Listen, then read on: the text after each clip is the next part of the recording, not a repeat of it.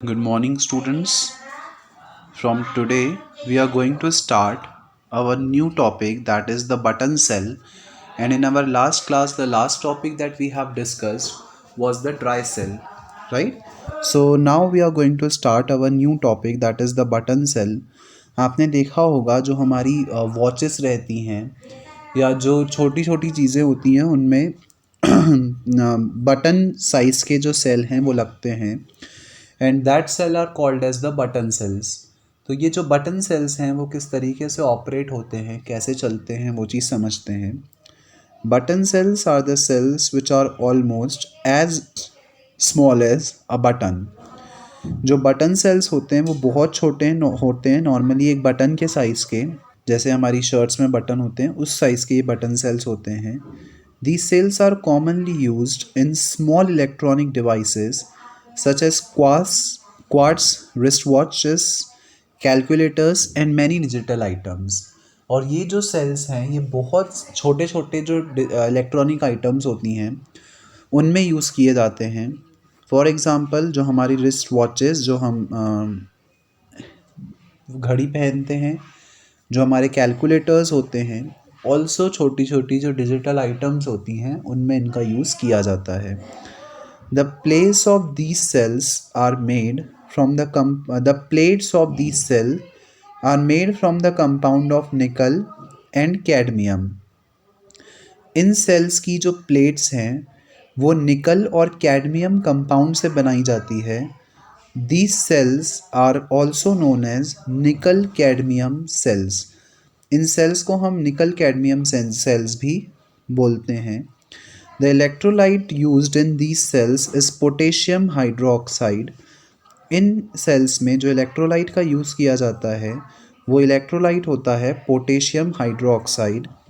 Advantage of this cell is that these cells can stay charged stage for month without any leakage etc.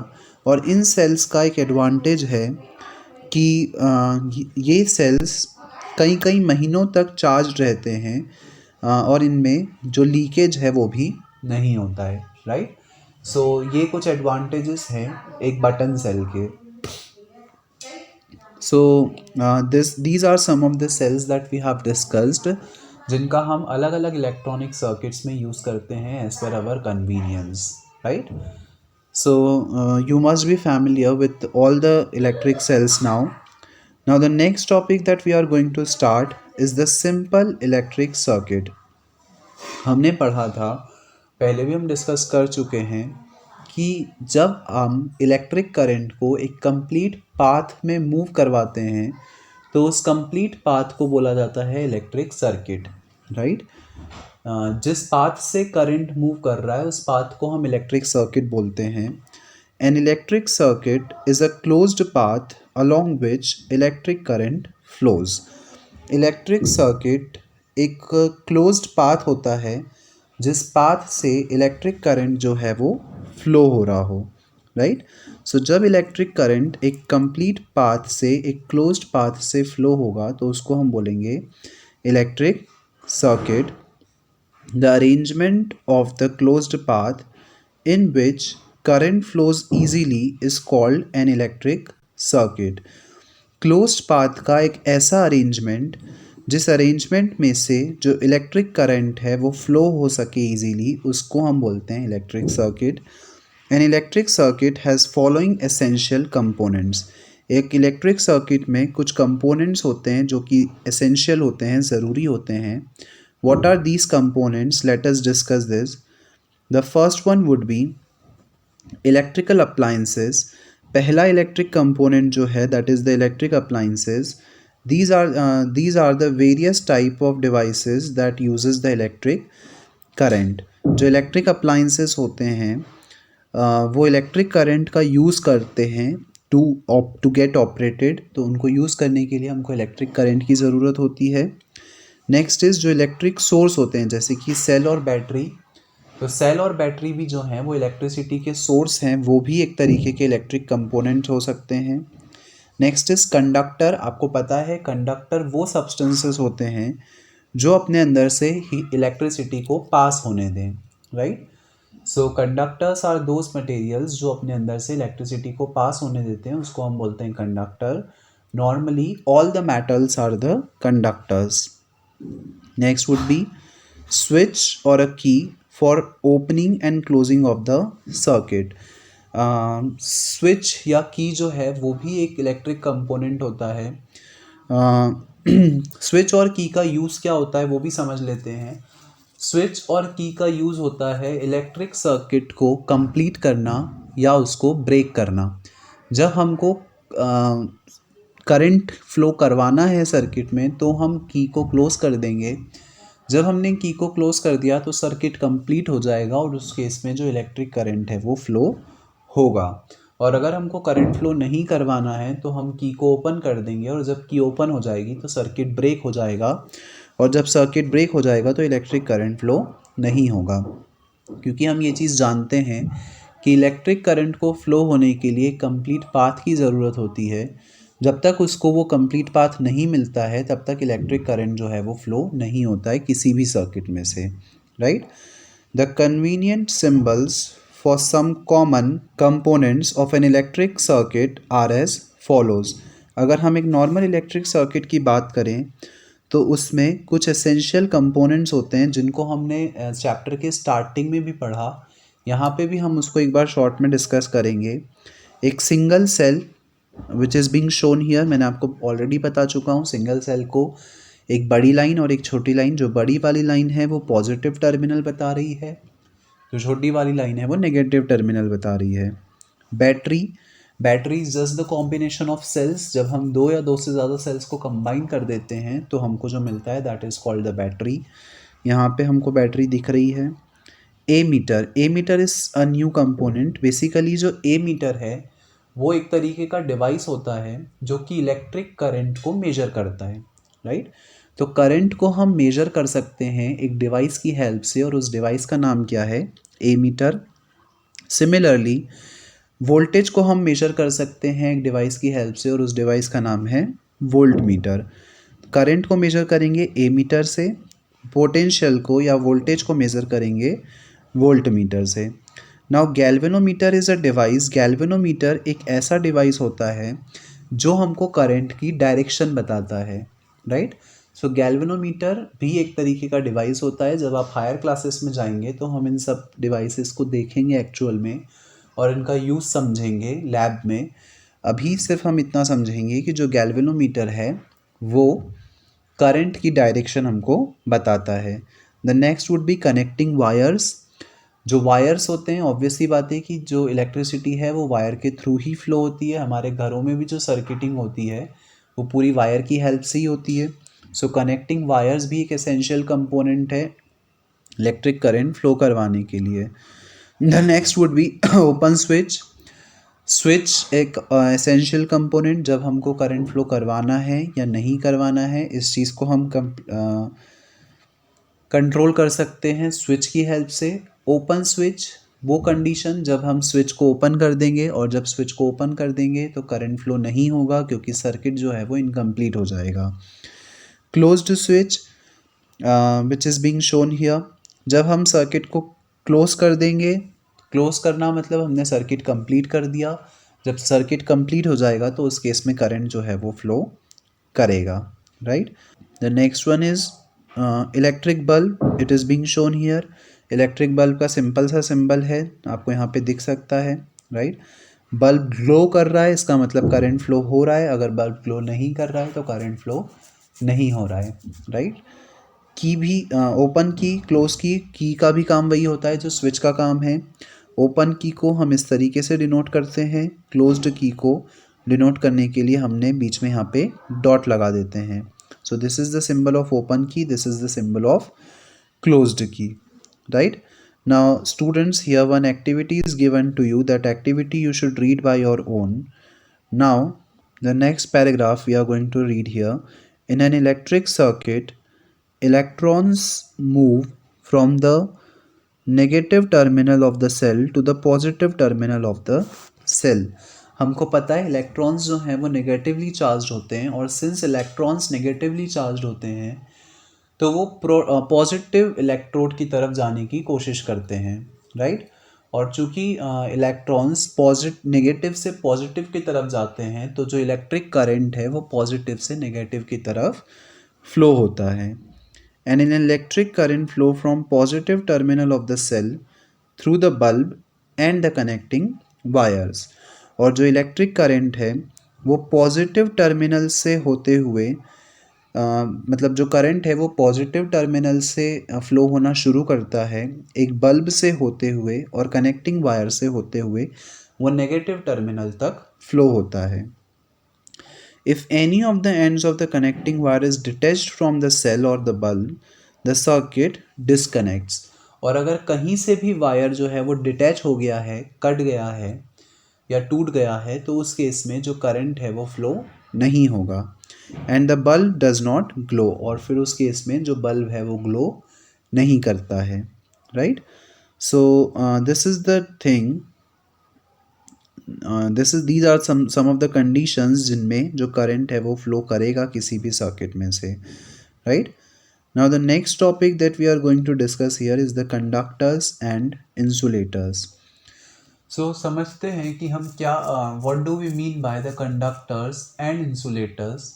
I have just told you, also you have studied in the earlier classes as well, that वो substances जो अपने अंदर से electricity को flow होने देते हैं उनको हम बोलते हैं conductor, right. A material which easily allow the flow of electric current is called as an electric conductor. All the metals and alloy, all the metals and alloy are good conductor of such as copper, nickel, aluminium, tin, brass, German, silver, etc. are good conductor of electricity.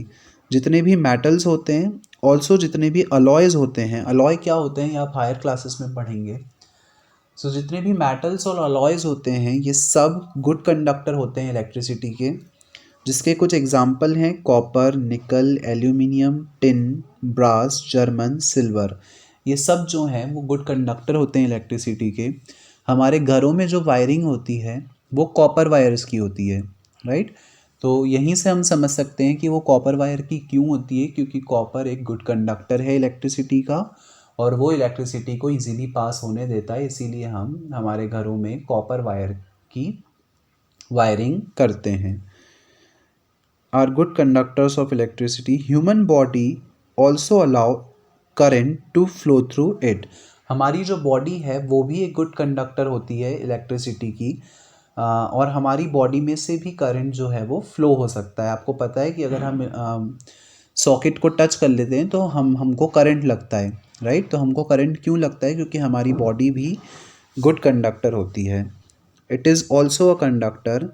Impure water is also a good conductor of electricity. जो impure water होता है, मतलब हमारे घरों में जो पानी आता है, that is also good conductor of electricity. इसीलिए ये बोला जाता है कि हम गीले हाथों से स्विच बोर्ड को टच ना करें, क्योंकि अगर हम गीले हाथों से, या अगर फ़र्श गीला है, हम गीले फ़र्श पर खड़े हैं, तो अगर हम इलेक्ट्रिक सॉकेट्स को टच करते हैं तो हमको शॉक लगने के चांसेस रहेंगे, क्योंकि इम्प्योर वाटर जो है वो गुड कंडक्टर होता है इलेक्ट्रिसिटी का।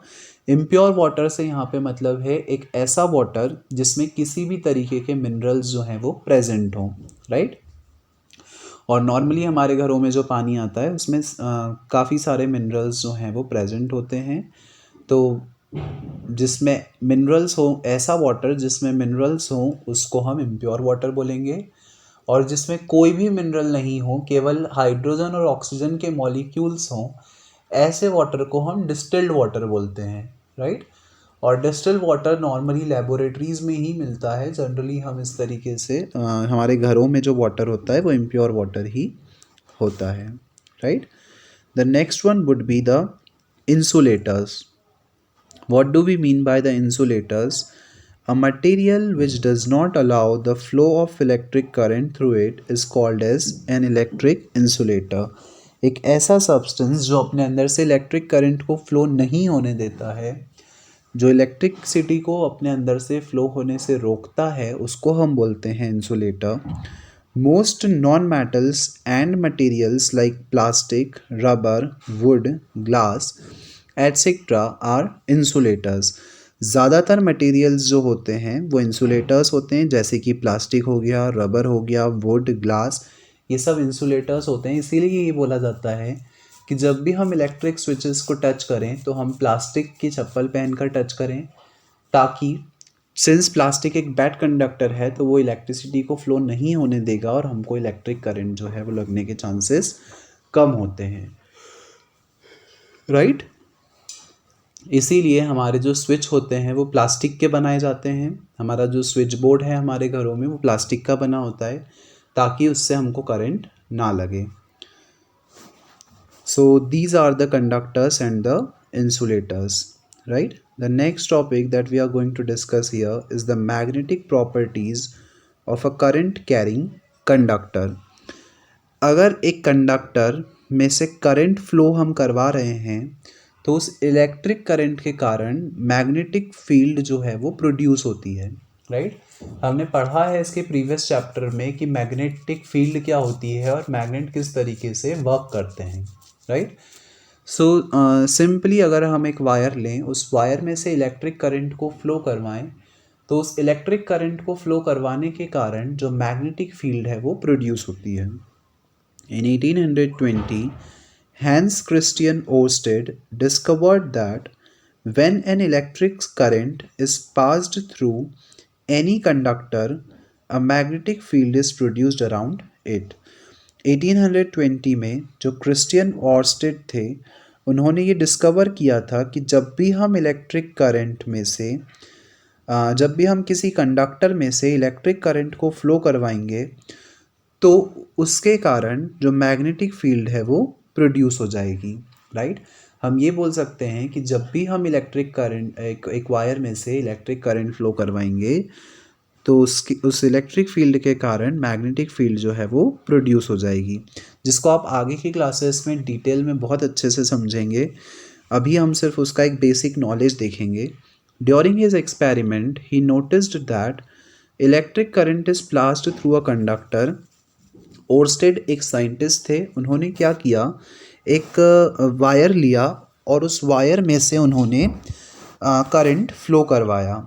और जब उन्होंने उस वायर में से करंट फ्लो करवाया तो उन्होंने ये ऑब्ज़र्व किया, और उस वायर के पास उन्होंने एक मैग्नेटिक कंपास रख दिया। मैग्नेटिक कंपास क्या है वो हम इसके प्रीवियस चैप्टर में बहुत अच्छे से समझ चुके हैं। मैग्नेटिक कंपास बेसिकली हमको डायरेक्शंस का आइडिया देता है, राइट।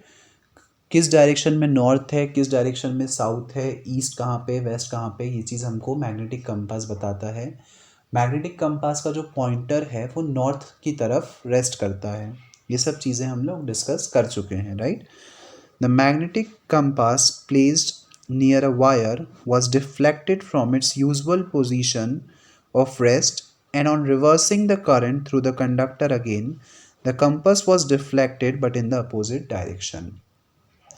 तो जब उन्होंने एक वायर में से करंट को फ्लो करवाया और उसके पास में उन्होंने एक मैग्नेटिक कंपास रख दिया, तो वो क्या ऑब्जर्व किया उन्होंने कि उस मैग्नेटिक कंपास में उनको डिफ्लेक्शन मिल रहा था। मतलब वो जो मैग्नेटिक कंपास है वो डिफ्लेक्ट हो रहा था, और मैग्नेटिक कंपास का डिफ्लेक्ट होने का मतलब क्या कि आसपास में कोई मैग्नेटिक फील्ड जो है वो प्रोड्यूस हो रही है, राइट। फिर जब उन्होंने उस कंडक्टर के टर्मिनल्स को चेंज कर दिया, मतलब पॉजिटिव को नेगेटिव और नेगेटिव को पॉजिटिव कर दिया, तो उस केस में जो मैग्नेटिक कंपास है वो अपोजिट डायरेक्शन में डिफ्लेक्शन दे रहा था, राइट। तो इस चीज़ से उन्होंने ये कंक्लूड किया कि जब हम एक कंडक्टर वायर में से इलेक्ट्रिक करंट को फ्लो करवाएंगे तो उस इलेक्ट्रिक करंट के कारण एक मैग्नेटिक फील्ड प्रोड्यूस होगी, right. So Oersted was the first scientist जिन्होंने हमको ये बोला था कि इलेक्ट्रिक करंट के कारण मैग्नेटिक फील्ड जो है वो प्रोड्यूस होती है, और इलेक्ट्रिक फील्ड और मैग्नेटिक फील्ड दोनों एक दूसरे को कोरिलेट करते हैं, राइट। तो जिसके बारे में आप आगे की क्लासेस में बहुत ज़्यादा डिटेल में पढ़ेंगे। यहाँ पे हम सिर्फ उसका एक बेसिक नॉलेज जो अभी था वो हमने समझा। Activity given below shows that the circular coil carrying electricity behaves like a magnet. अगर मैं एक मेटल की सर्कुलर कॉइल बनाऊं तो वो जो सर्कुलर कॉइल है वो एक मैग्नेट की तरह बिहेव करती है। इसको आप इस एक्टिविटी के थ्रू समझ सकते हैं। So the activity you should read by your own. So that's all for today's class, students. In our next class, we will start our next topic, that is the properties of magnetic lines of force around a circular coil. एक circular coil हम लेंगे जिसमें से हम current flow करवाएंगे और उस coil के आसपास जो मैग्नेटिक फोर्स मैग्नेटिक फील्ड होगी वो कैसे होगी, ऑल्सो जो मैग्नेटिक लाइंस ऑफ फोर्स हैं वो किस तरीके से बिहेव करेंगी, ये सारी चीज़ें हम लोग डिस्कस करेंगे। So that's all for today. The further topics we are going to discuss in the next class. Thank you.